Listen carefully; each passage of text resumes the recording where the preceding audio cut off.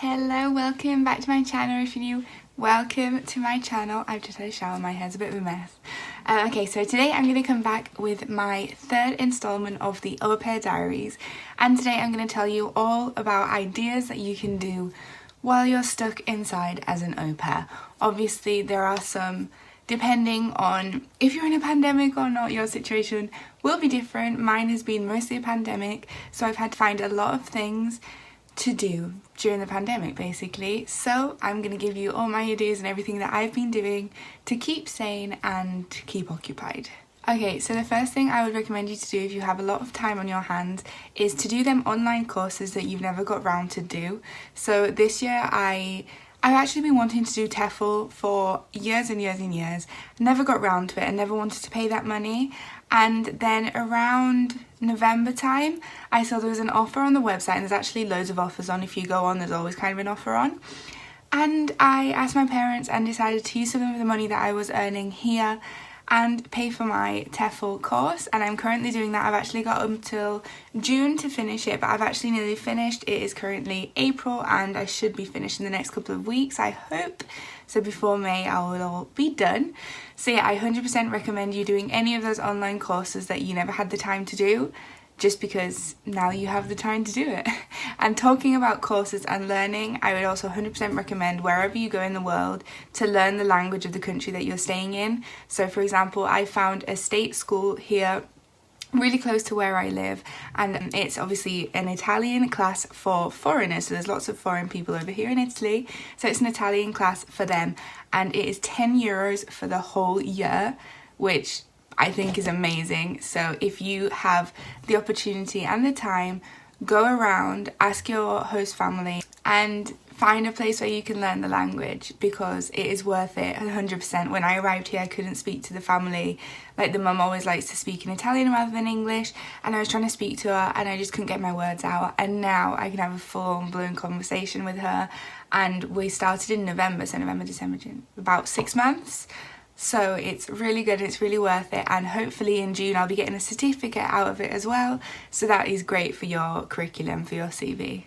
Okay, so going away from a bit more serious part of it, I would 100% also recommend getting round to all those series and films that you haven't been able to watch or haven't had the time to watch. I've watched Rain, which is a really long series, and I was able to watch it all in the time that I had, and I also want to start The Crown, and there's lots of other series I want to get around to.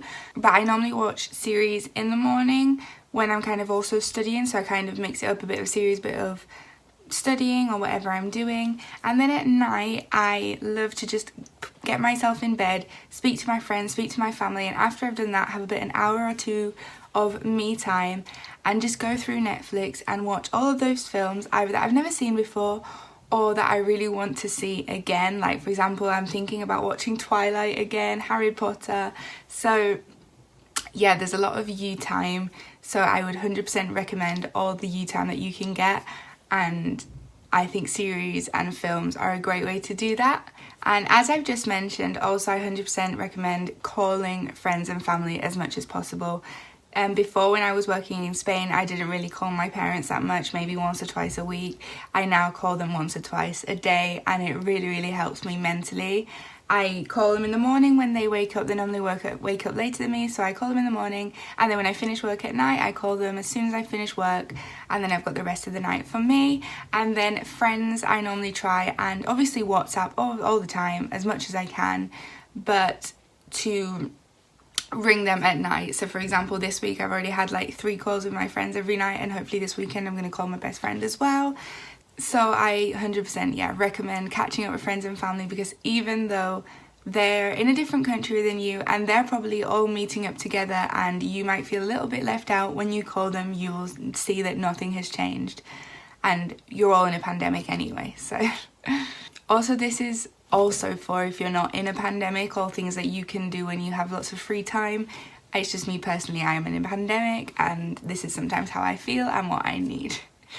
Okay, so another thing that 100% helps me is every night before I go to bed, setting my alarm for the morning. That way I wake up, but also making a to-do list for the day. So last night I made a to-do list for the whole weekend, but you can also make a to-do list as soon as you wake up in the morning and write down everything you want to do, because the satisfaction you get when ticking off things of your to-do list is amazing. I 100% love it, but also it gives you a routine and it gives you something to do and something to wake up for. So I have a routine of as soon as I wake up in the morning, I exercise, then I have my breakfast, then I have my shower, get ready for the day, and then depending on what I have to do, I either go to class or I study or I have a call or blah blah blah.